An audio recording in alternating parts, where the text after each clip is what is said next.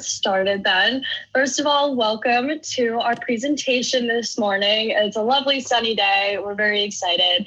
And I'm Allie. I'm a third year studying communication at the University of Cincinnati, and I am the secretary and treasurer of NewTrad.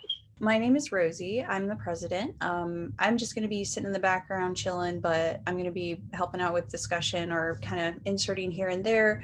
I'm a senior. I am in the dietetics program. I do my internship next year, so I'll be able to take the registered dietitian exam the following year and officially be an RD. And yeah, my passion in life has been food, so this is the perfect career choice for me. So my name is Shannon, and I'm actually from California, and this is my first year here for graduate school in nutrition science. And I'm pretty new to nutrition science, but I'm really interested in learning more about it. My name is Sydney. I'm a first year physical therapy student. All right. So what got you interested in NewTrad? I've always been interested in nutrition. I almost thought of majoring in it. But then I ultimately chose physical therapy, and I'm going to do a minor in nutrition. It's just something that I've always been interested in. I've always loved eating healthy, finding new recipes, and I'm just super passionate about it. Heck yeah. I love that. Thank you for sharing. All right, Hassan, and if you'd like to introduce yourself for us. Hey, I'm a psychology major. I'm here at third year at UC. I kind of have a passion for cooking, and I thought I wanted to incorporate more nutritional ingredients into my work, like my cooking. So that's why I kind of joined to gain more experience in cooking with nutritional recipes and whatnot. Also, I just generally like food, so just talking to people who like food as well, it's kind of interesting. Awesome. Yes. Yeah, this is the perfect place for it. Sure. So today we're going to be talking about how to get moving and get losing. So how you can, either maintain a weight that you are happy with, if you want to achieve the goal weight, and then also ways that you can eat healthy in order to promote, being healthy. So with that said, let's get moving and get losing. So we have a little overview. So in this lesson, we're going to be focusing a lot on goal setting, and that's going to be achieving healthy weight goals. So how to start the process of setting goals in order to achieve a healthy weight, benefits of physical activity, some healthy weight strategies, including cardio, building muscle, and then incorporating that nutrition in there. Also talking about some weight measures such as BMI. We'll do a little summary, and then we've got a couple activities as well. So with that being said, let's get moving and get losing. Starting off with some healthy weight goals. It could be kind of confusing on how to start, right? Maybe you might have something that you want to achieve, but you're just sort of not sure how to get started with that. So we like to follow a SMART acronym. So you might be wondering, what does that even mean? SMART goals, they really help you get organized and see your goals very clearly, and they even break it down for you more specifically. So starting with that acronym, we have S for specific. You want to make your goal as specific as possible, right? M is measurable. So seeing if there are any small check-ins that you can do. A is achievable. Do you have the necessary resources? Do you have to, make some adjustments to those resources? R is relevant, meaning are there any sacrifices that you might have to make? So things that you might have to do more of, or things that you might have to give up.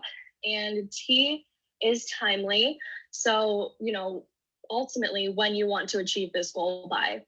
And there's a really great tip. So finding a why is a great start for goal setting. So just sort of thinking, if you want to achieve something, be like, why do I want to achieve this? Why does this motivate me? And that can be a really great way to get started and then lead you into the SMART acronym. So getting into benefits of physical activity. There are a ton of benefits, as you can see here.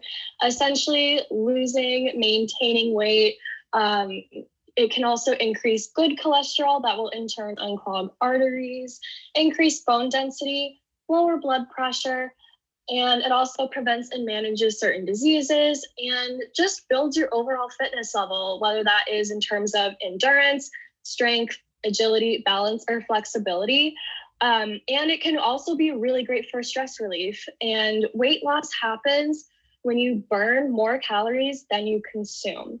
So I just thought I'd share out for a second. What are some reasons why you guys work out? Just go ahead and share. Sure. One of the reasons why I work out is just because it's to maintain a good healthy balance of life, kind of have that physical activity, 30 minutes of physical activity every day, and to also just because I've been doing it for so long, this become more of a habit. That's pretty Yeah. cool. Yeah. I do the same thing. I feel like it's a part of my routine now. It's habit now. And if I get out of it for a week, I feel kind of tense. I kind of do it for stress relief as well and stretching, get my muscles moving. Like I had previous injuries, so it helps kind of loosen up those places that I feel sore sometimes. Yeah, awesome. I'm hearing a lot of the same things, for the routine. That can be such a really great way to sort of have a sense of control in your life, especially now with this whole pandemic. You might feel like things are out of your control, but this is one thing that you can have a really great solid routine with. So I love that. So moving into some healthy weight strategies, starting with cardio. We probably all know, like what cardio is. We probably know examples of what cardio entails. But essentially, cardio is exercise that raises heart rate and improves your heart, lungs, and circulatory system. So that's anything from like running, literally walking, anything that gets your heart rate up. So there are some guidelines for cardio. Essentially, you want to aim for 30 minutes to an hour every day or for 5 days a week. So if you're starting to engage in more cardio activities and you're like, I don't know if I'm doing enough, just check and notice if you have an increased heart rate and breathing rate, if you're sweating, and then ultimately, if you're seeing results, right, then you'll know that the cardio that you've been doing is sufficient and you know that it's working for you. So there are some tips for cardio and getting started. So if you have certain conditions, talk to a healthcare professional and they can help you identify cardio activities that will work for you. And essentially start small. So try about 10 minutes for 2 times a week, and you could always work your way up, right? That can be a goal that you have. Maybe you want to get up to 30 minutes or even work your way up to an hour at some point in the week. And this is the most important thing, is to have a support system. You want people who are going to cheer you on. You want people who are going to, be there for you and might even be a new workout buddy, right? It's always easier to work out when you have someone else by your side. So in terms of cardio activities, is there anything that you guys really like to do, or can you think of any activities that people might enjoy? Well, I mean, recently, just because I've been doing some treadmill walking, incline walking, and then I would do a hit workout afterwards, and that's kind of my routine. Okay. Yeah, I love outdoor running. I'll so my small goal, from I went from running a mile a week to 2 miles in a run. So I usually do that, but lately, since my foot's been banged up a little bit, I've had to kind of take a step back. But kind of going back to like being out of my routine. Another tip I find that helps people when they first start running is um, breath control is a major important one. Breathing through your nose, getting your posture right, and just taking your time with it. There's no rush, in running. It's kind of funny, because if you're not controlling your breath, then you're, not going to last very long. But I started pretty slowly, and I started with friends. But it's a lot of fun. Once I've gotten into it over the last year, I managed to run over 130 miles, and I'm still going. Um, but yeah, my other cardio involves like cooking. Actually, like I know it's so surprising, but when I get to cooking, I'm on my feet and I'm moving around the kitchen, and it takes anywhere from like 20 to 40 minutes to prep a meal. So when you said like 30 minutes to an hour, I think about those little things that you're running around doing. Sometimes it's like running from class to class if we're on campus, or, babysitting, watching our little like siblings or something, stuff like that can be considered a little bit of cardio, not really like intense cardio, but you're getting your heart rate up, and you're kind of getting a little bit of a sweat on your brow. Exactly. And I like how you said, like, realizing that everyday activities that you do is cardio. Like, cardio doesn't always mean that you have to go and run like 5 miles, right? Like, it could literally just be like pacing around like your hallway or something like that, that can add up. So that's not like what you should be relying on for all of your cardio exercise, but that is still something, and that is also important to notice. So I like that, Rosie. Yeah. Yeah, I just also wanted to add that I also consider me making food as part of my cardio because since the pandemic, everyone has to stay home, and we actually have more time to spend in the kitchen. So I actually spend more effort to make my foods now. But yeah, chopping veggies, like you're getting a little bit of like resistance there. I mean, it's not going to be a sole exercise. It's just like you think about those little things that add up, and it's really great because you're like, okay, I can do this. It's not an impossible goal once you realize like cardio doesn't mean just running. It can mean jumping jacks. It can mean a jump rope, or getting a jog in, a walk in, etc. All right. So in thinking aside from cardio, there are some other strategies you can use to achieve a healthy weight, such as building muscle. So why would you want to build muscle? It's going to increase your strength, burn calories, increase endurance, balance, and flexibility. Who doesn't want that, right? I myself am not very flexible, so I'm working on this. So, if you're wondering, oh, I want to build muscle, how do I get started? You can use free weights or even a bench press and other weight machines, but it's okay if you don't have any equipment, right? If you have small weights or resistance bands, like that will certainly do the trick.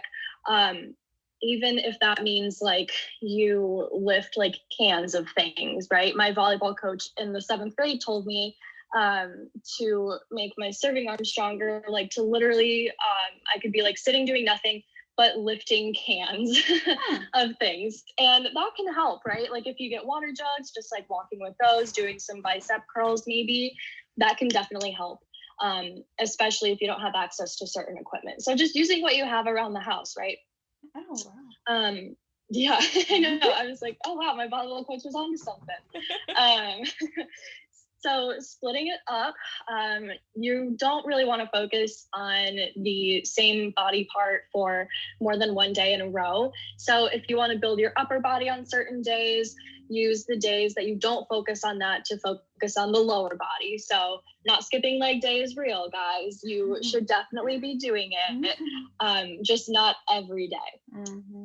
And then again, to switch it up. So using new exercises will keep the muscles guessing. So while it is nice to, have that reiteration, you're going to have some muscle memory as well. So it won't be as effective as if you switch up new exercises and strategies to build muscle.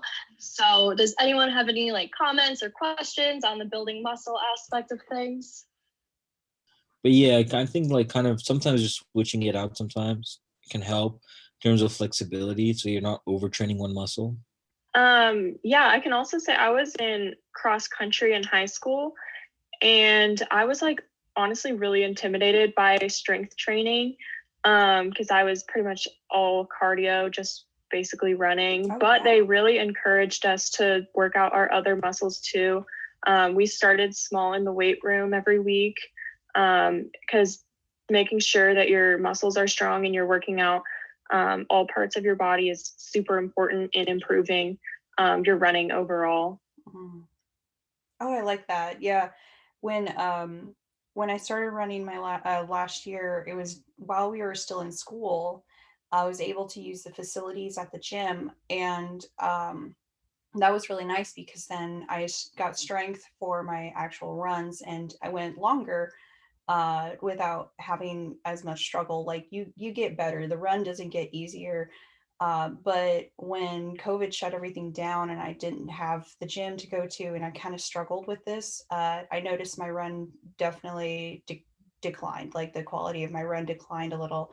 But since then, I've had to incorporate like at home stuff. Kind of the gallons of water actually kind of sound fun to me. Yeah. I was kind of like thinking that, but I've had to do a lot of switching up like that. So I do the like a like a like the like planks or squats or lunges. I've come up with the body's like a own. It's its own exercise, its own gym.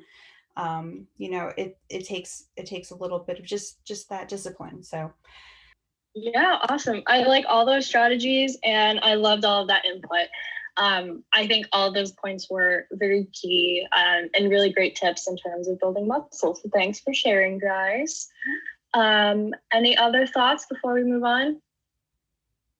All right. So getting into the fun part of healthy weight strategies, that is nutrition. So in terms of the food groups, you can see that they've been laid out here. Rosie or anyone else, feel free to jump in as well. But essentially with meats, you're going to want to choose lean, low fat options and limit your red meat. That also means cutting off the fat from any meat before you cook it and draining or patting off the grease beforehand. With fats and oils, choosing liquid oils such as olive or canola oil is a really great alternative. Olive oil is one of the best creations, I think. Mhm. I love olive oil. I use it on almost everything. Same. In terms of dairy, choosing some low fat options. So 1% are fat free, whether that's yogurt, milk, whatever you please.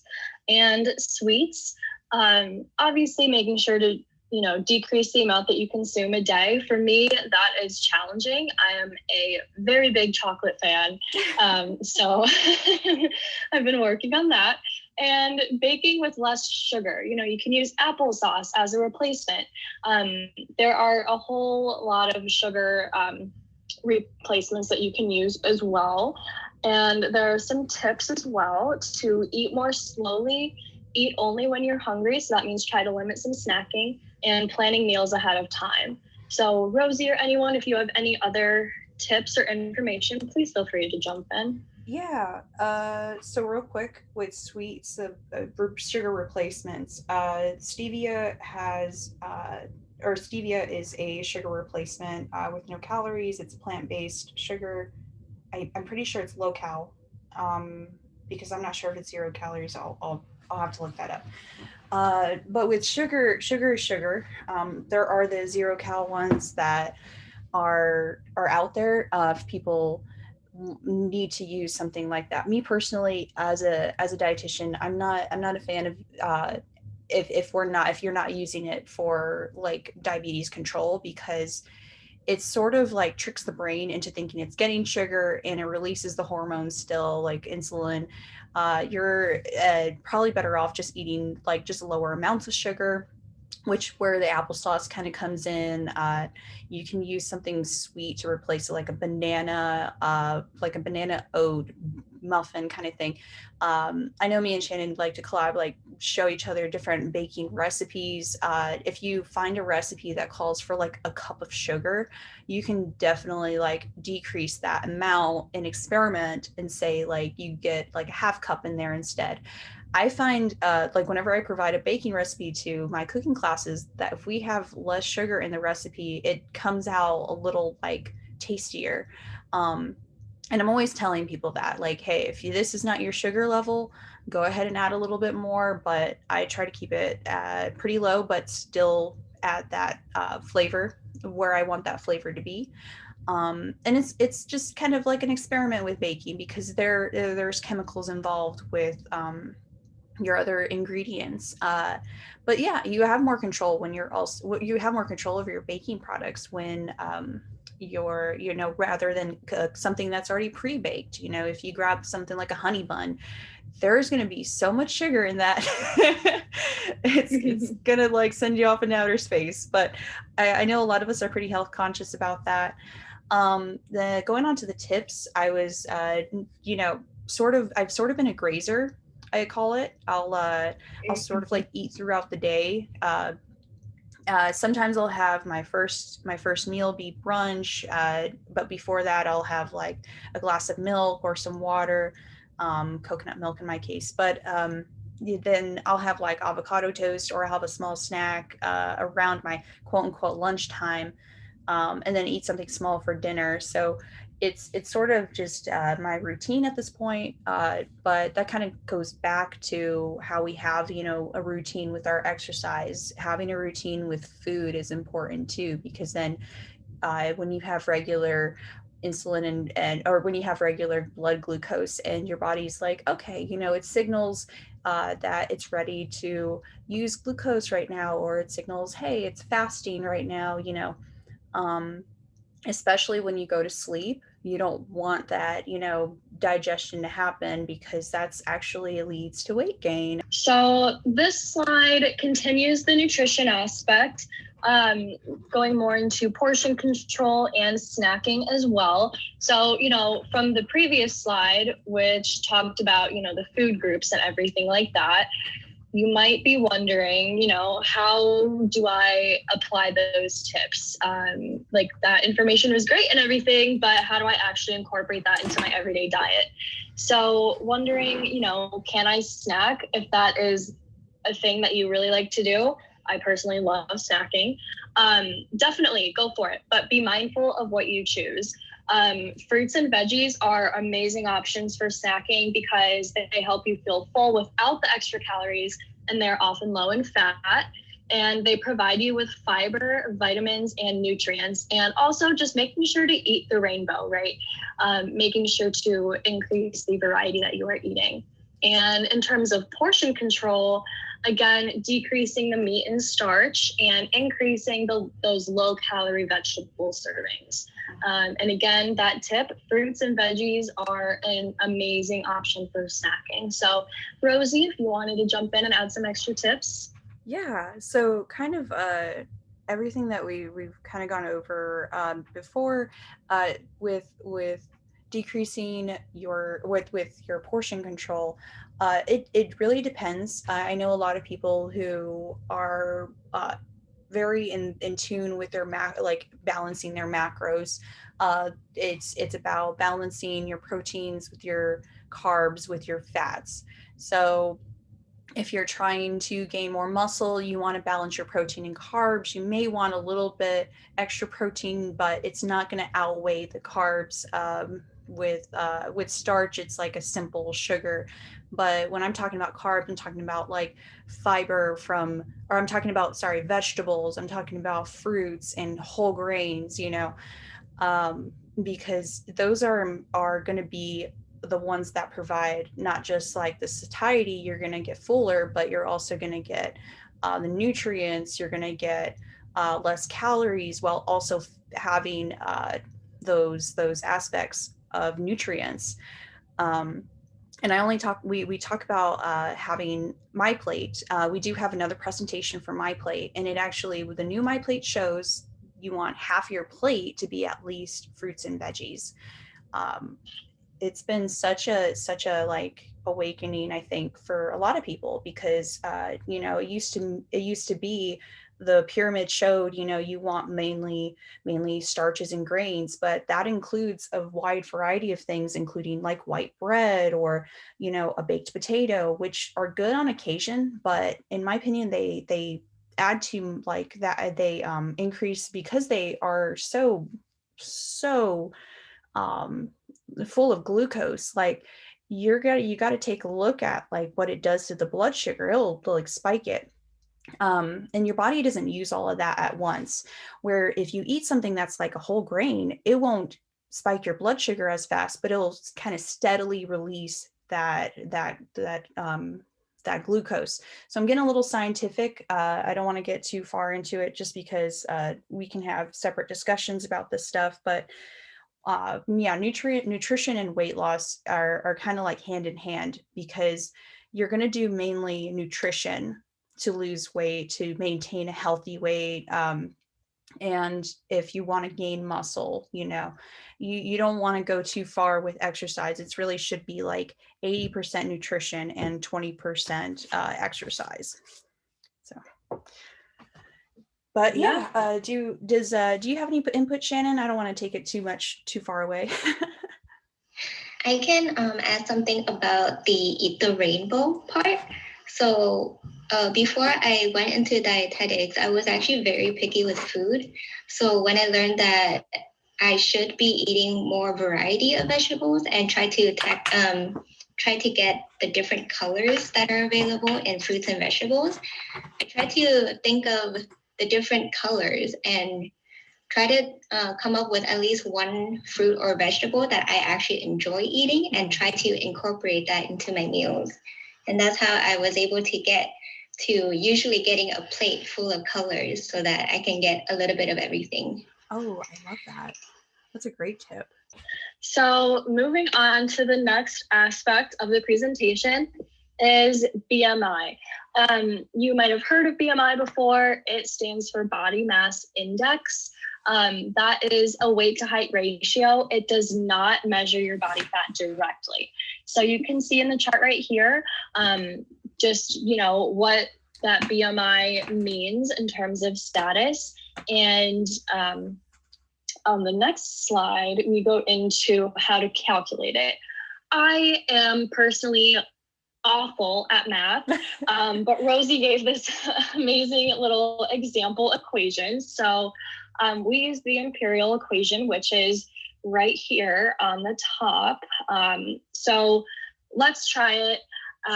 Luckily, we've already got the math calculated for us, so I didn't have to think about a thing. So this person's weight in this scenario is 150 pounds, and they have a height of 5 feet and 5 inches. So what is their BMI? So you take their weight, which is 150 pounds, you put it on the top, and beneath that, you're going to do the height.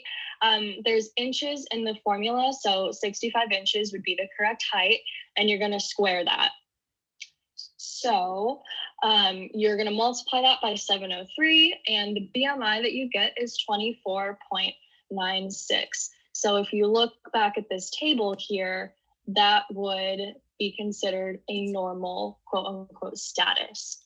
So that is about BMI. I'm not sure if anyone else with more math expertise or knowledge about BMI has anything else to add, but you can feel free to go ahead and do that. You're good.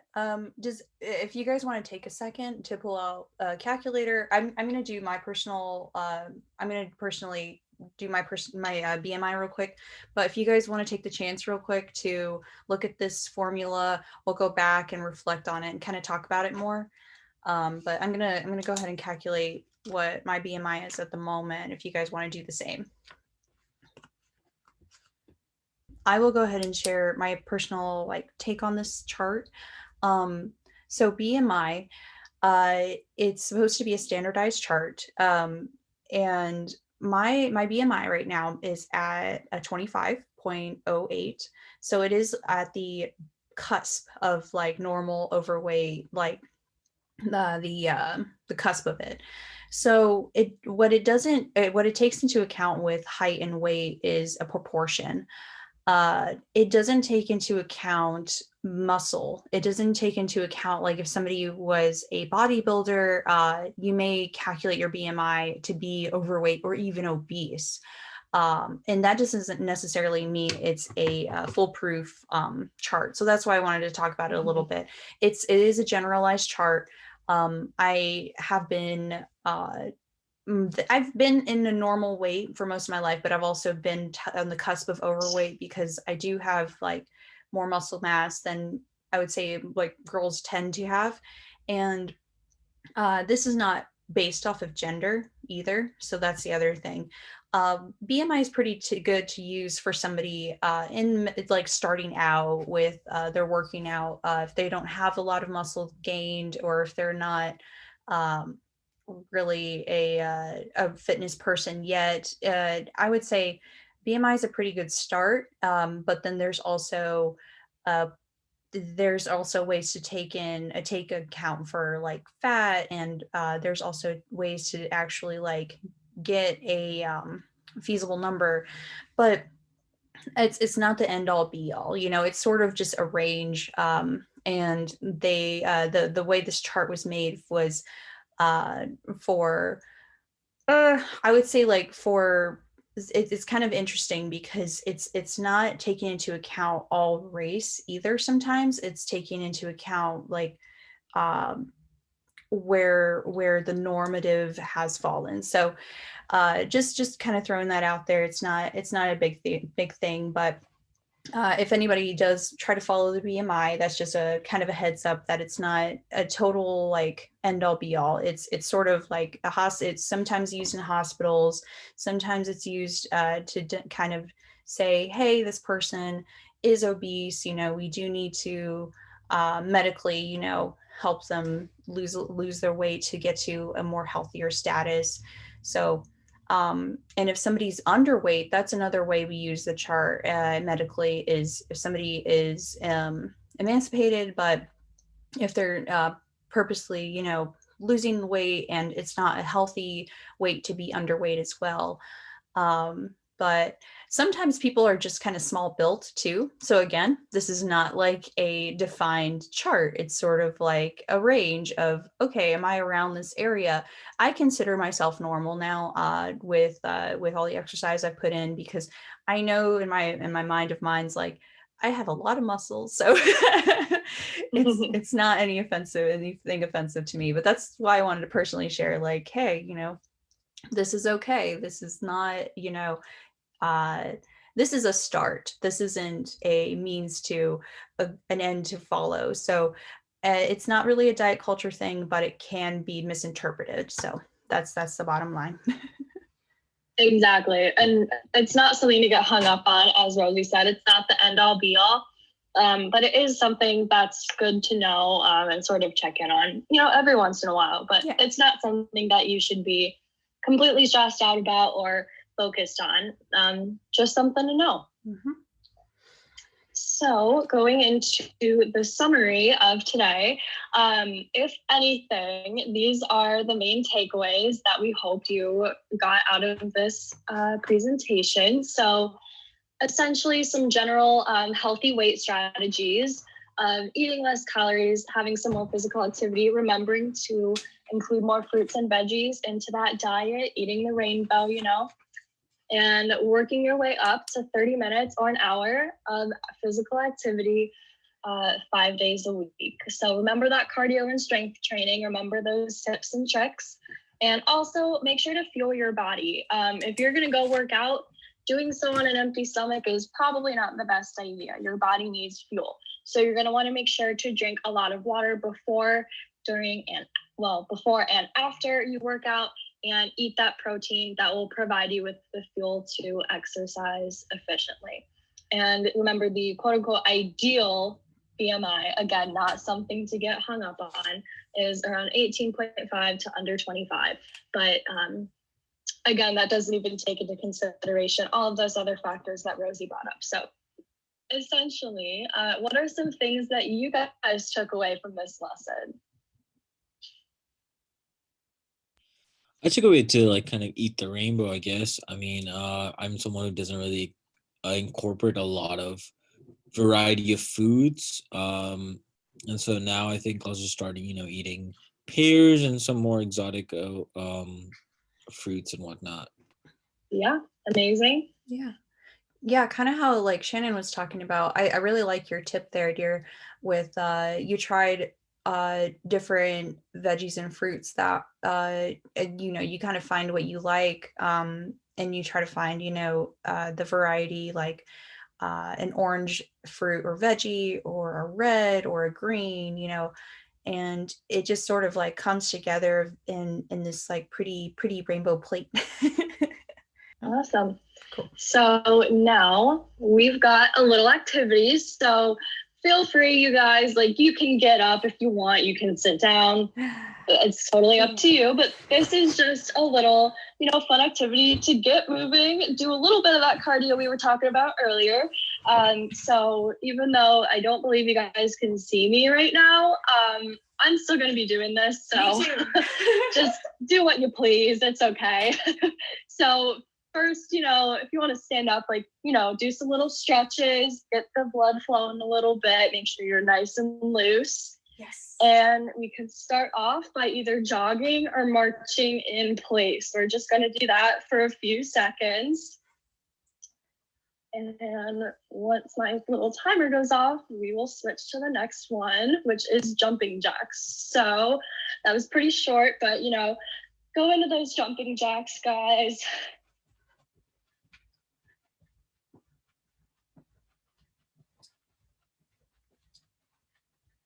All right, and then that was enough of that little cardio exercise. Feel free to just keep going.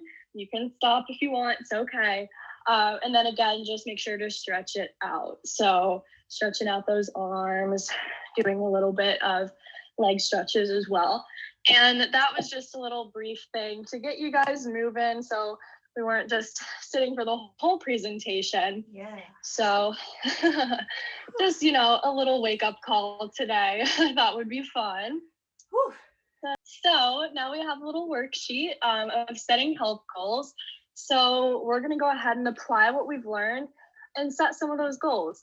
Okay, so this is the worksheet. Essentially, you're just going to set some fitness goals since we focused on that mainly in the beginning of the presentation. So again, remembering what is your why? Why do you want to achieve this goal? Why is it important to you? Looking and breaking it down through the SMART acronym, make it specific. So what do you want to accomplish? Making that as detailed as possible. Make sure it is measurable. Any small check-ins that you can do with yourself, whether that is, at the end of every day, you'll sort of assess, okay, did I get done what I wanted to today? Achievable, what resources do you need, whether that is equipment, even those jugs of water, right? Mm-hmm. And reasonable, meaning what sacrifices do you need to make? Do you have to set aside some time in your schedule? Do you have to, hold yourself accountable? Do you need to get a support system? And then timely, so what is your final deadline? So just take a minute and, fill that out. And if anyone wants to share their goal when they are finished, definitely feel free to do that.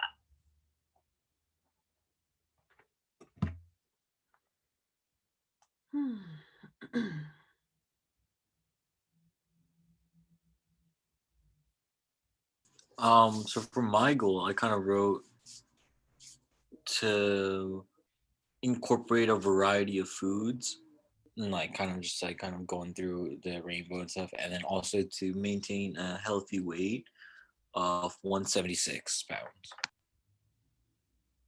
Okay. Awesome. I love that goal. So specific, what do you want to accomplish? I kind of wanted to accomplish a healthier weight gain, and then measurable, but doing that by using a weight scale. I have that at home, so periodically checking, every day checking, and at the certain time, to make sure if there's any changes, and then kind of tallying that up by week. And then in terms of achievable, I think it's achievable just because I have the resources right near me. I live next to Target, so I can kind of quickly run by. It might be difficult with money for some people and stuff like that, but for me, I think it'd be more or less easy. Reasonables. So I think the sacrifice I'd have to make is sugar, and then kind of going out and buying something like in terms of fast food, or just going out to eat and just kind of watching what I eat. Honestly, I mean, there's not that much going out, so I think I'm kind of good on that department. And then my deadline would be hopefully around April, think that's where I'm striving to, because that's when the summer starts, and so to have that kind of like physical um physicality would be nice. I can share mine. Hell yeah. So my goal is to start going to the gym at least 4 days a week. Ever since coming to college, I have not really been doing a good job with this. Especially this semester, it's been really hard because I have a couple of night classes and my schedule's kind of wonky. It's really hard to like make time. I'm pretty busy with my classes, but it's something that I definitely want to start doing because exercising is a big stress reliever for me, and I need it to just get out of my dorm and make sure I'm getting that exercise that I need. So measurable, so that would be for like specific, that's my goal. Measurable would be the 4 days a week. And I'm trying to set like a specific time. Usually I'm like free around 3 or 4 every day. So I'm going to try to like make that my time to go. I think it's pretty achievable. I'm starting at 4 days a week, just so I can give myself some wiggle room, since I do tend to be pretty busy with school. And that goes along with the reasonable part. And then timely, I guess I don't really have like a timeline. I just want to try to get back into a routine within the next few weeks.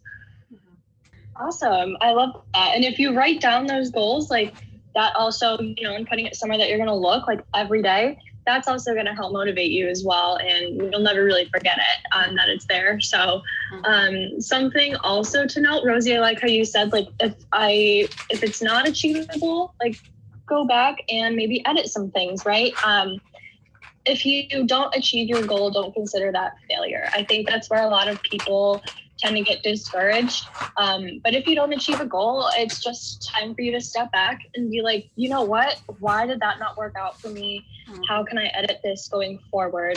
And just sort of flipping it into a more encouraging mindset in the next time. Yeah. I think that's a really good point to make with the encouraging mindset, because you're your biggest cheerleader. Like you're going to be your biggest motivator. When I talk about like support, I had a friend that we started jogging together beginning of last year actually, but we couldn't jog together all the time. So I had to like find other means to do it, and my biggest motivator was going to the UC gym. Actually, I really love the main campus gym. They have like an indoor track, and you can just simply slip into like different things. Like I went from the track to the strength to the yoga class, and it worked out for my schedule because I had all the time. But when I needed that like support system, it was sort of like, okay, you know, I can't rely totally on my friends to motivate me, because I'm my own motivator. You have to like, you know, have that discipline almost and develop it. You know, it doesn't happen all at once. Thank you guys all for sharing those fitness goals. Hopefully now you have a better idea of, you know, how to set them, how you can make a goal very organized and very laid out for you while still finding that motivation as well.